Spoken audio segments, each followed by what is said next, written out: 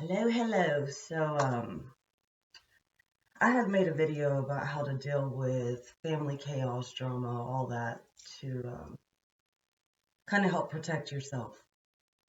And the person I made it for, I'm very proud of you.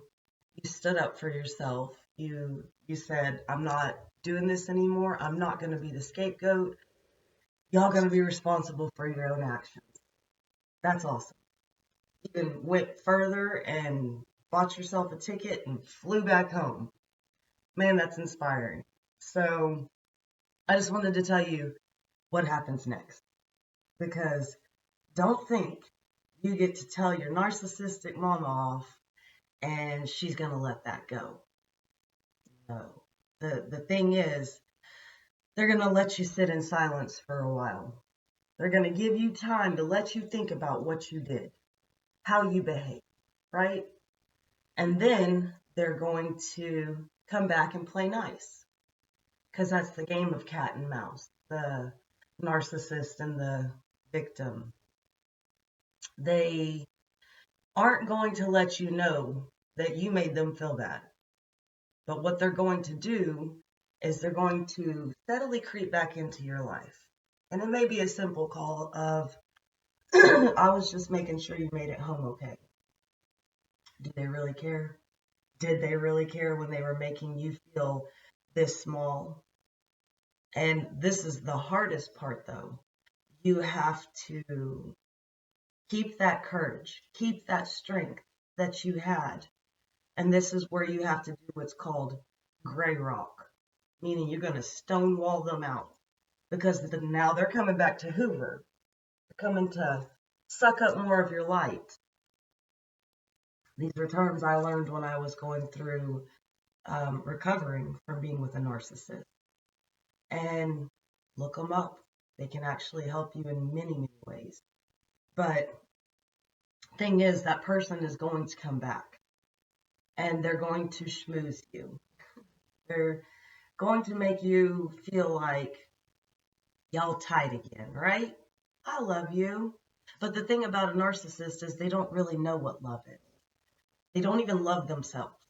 They present themselves as being very capable, very loving, very generous. But the thing is, they have to get something to give something. They have to feel like they're the ones in control if you're going to interact with them. And the thing is, once you go off on one, now you have created a game in their mind because relationships are a game in their mind and they want to be on top. They want to be in complete control of every situation so that they don't get hurt. They can continue to use and manipulate and pit people against each other and be the ruler, looking for the outcome that's going to benefit themselves. So, like I said, now that you've made your way out of the situation, undoubtedly they are coming back. And they're going to come back peacefully. It's an illusion. Once you get sucked back in, it gets deeper. The game goes deeper. They now know that you know who they are. They now know that you are dangerous to them because you might start sharing stories with other people. It's funny, when I finally left my kid's dad and I started opening up, at first people were like, I don't think she's telling the truth. He was such a nice guy. They're good at that. They can trick an entire room because they are so calculated in their actions. It wasn't until my kids started speaking up that people were like, huh. One or two thought, I got them to say those things. I brainwashed them to say those things.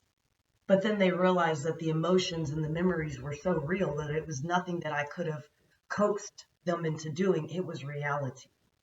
And when that reality hit everybody, who he was, what he did, that he wasn't coming back, the whole room opened up. And I'm talking about stories that made everybody go shocked and in awe. And the biggest thing was, how did you make it out? How did you get away from that? Because most people don't get away from that. And I will tell you, it takes a lot of faith, a lot of prayer, a lot of courage to keep going.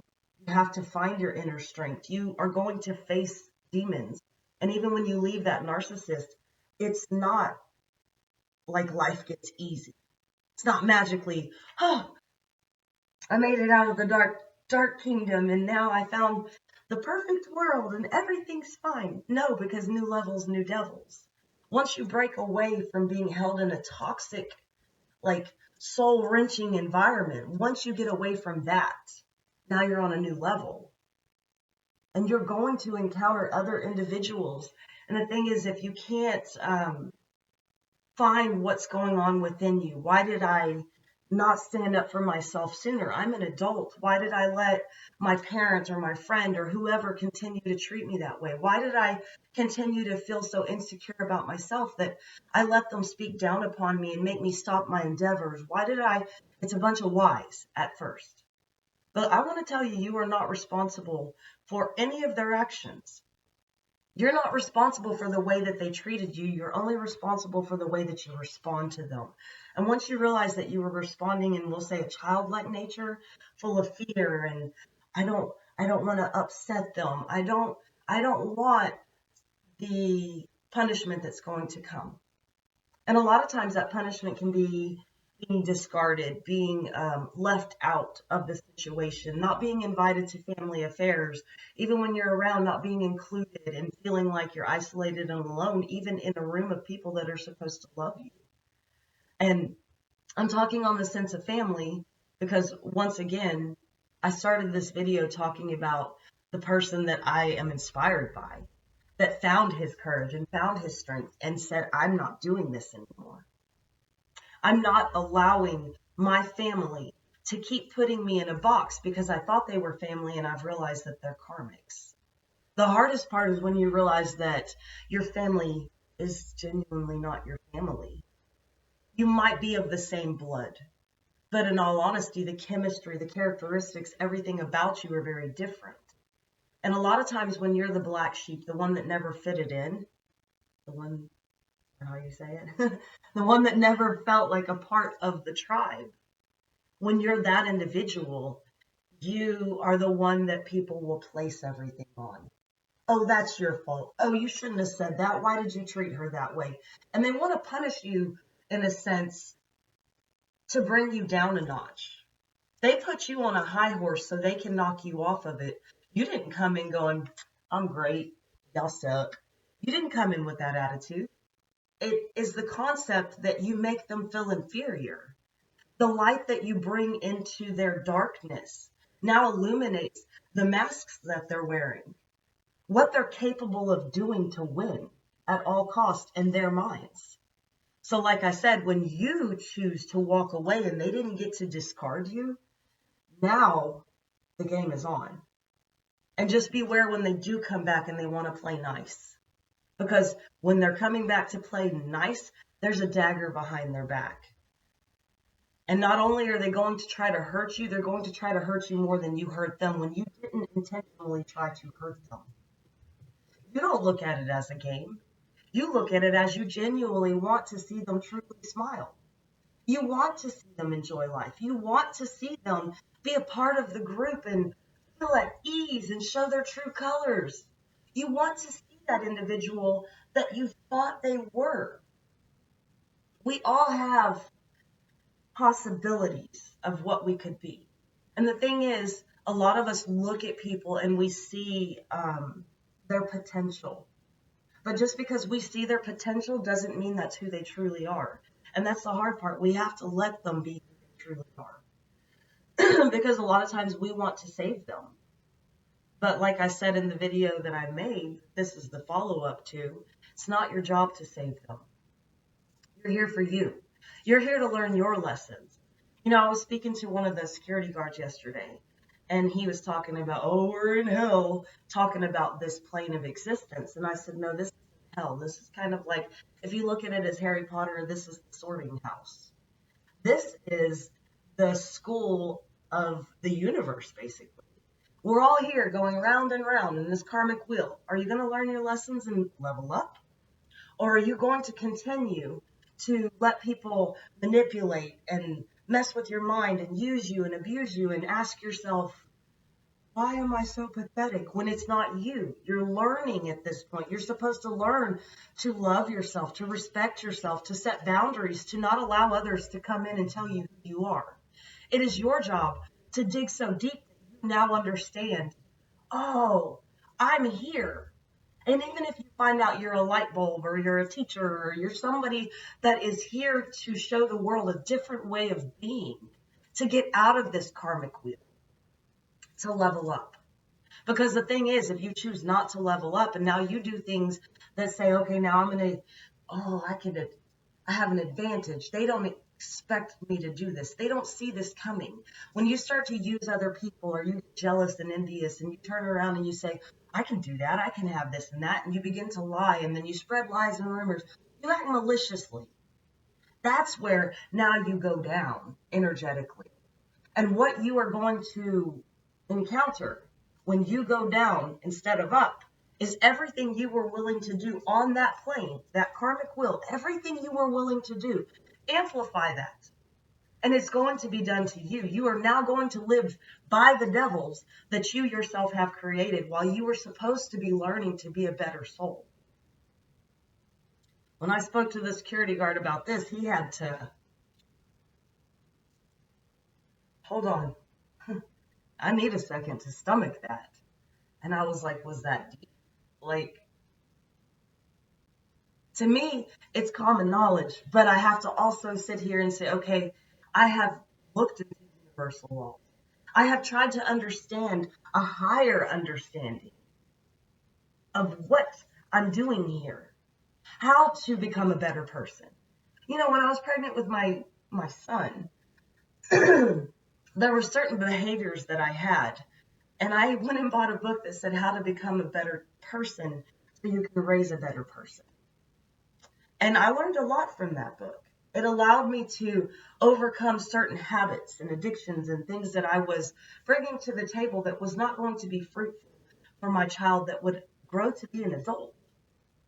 So we have to retrain ourselves. We have to untrain ourselves, especially when we do grow up in those toxic environments that tell us we're less than, we're not capable of, we're not loving. What's wrong with you? I mean, you hear all of I hear it out in the public on the regular, and I just want to look at them and be like, do you realize what you're doing to that future adult? Do you realize how you are destroying their soul? It's almost like punching a hole in a sheet and seeing the light steadily just coming out. But the thing is, the light floods out. The light doesn't stay. And the more that we allow people to do that to us, the more that we shrink down, get dark, and we are willing to do whatever it takes to make people admire us. But understand, when you're using and manipulating other people, you're getting false admiration. There's no point in people looking upon you going, oh, wow, you're so awesome. When in reality, you're so fake. So when you finally find the courage to stand up to somebody who is fake, kudos to you. Hold it, embrace it, own that power, take your power back. Now start writing affirmations of self-worth. Now start writing letters to yourself, telling yourself that I am abundant, I am successful, I am beautiful, I am handsome, I am wise, I am an inspiration, I am on the right path. I do this on a regular basis, and you have to be in that energy because what you're writing is a letter to the universe, and they are love letters to yourself, to help you get to that higher self that you want to be at. Because you cannot get there by staying in a low vibration. You cannot get there by staying chained to toxic individuals that can't get off the wheel and they want to drag you down. The thing is, you got to get up out of the muck before you even hit the plane of trying to level up higher. There's a lot of devils on this plane. There's nothing but devils on this plane. Yesterday, everyone kept asking me, what's up? And I'm like, angels in heaven. They're getting ready for war. There's a spiritual warfare going on nobody even realizes. There's so many empty souls walking around on this plane of existence, and we don't even realize who they are. But a lot of people are on autopilot. Those are the empty vessels because they don't know it's time to wake up. Wake up, wake up, wake up. It's the first of the month. We're going to get the ball rolling. At some point, it doesn't matter what time you think it is. Divine timing comes into play, and then you have no concept of time. But you had all the time in the world when you were not thinking or awake or seeing clearly. So do not let this existence pass you by, because this is a chance to level up or go back down and try it all over again. Find your power. Bring back your power. Draw in your power. You can do that by easily saying, return all negative energy to sender. Bind it to the person that's sending it to me tenfold. I now call back all of my energy from all time, space, realms. Please transmute that energy in love and light as you return it to me. Do this on a regular basis. You are now starting to give back what is not yours and take back what belongs to you. And when you ask for it to come back, make sure you have it transmuted in love and light, because it's like going through a car wash, and any of that karmic energy that was holding on to your energy, you're shaking it off. It does not belong to me. So make sure you wash your dirty energy before you get it back. Hopefully that's helpful. And just remember, stand your ground. Try some gray rock when they try to come and hoover you, because they will not give up. Peace, love, and light. Bye.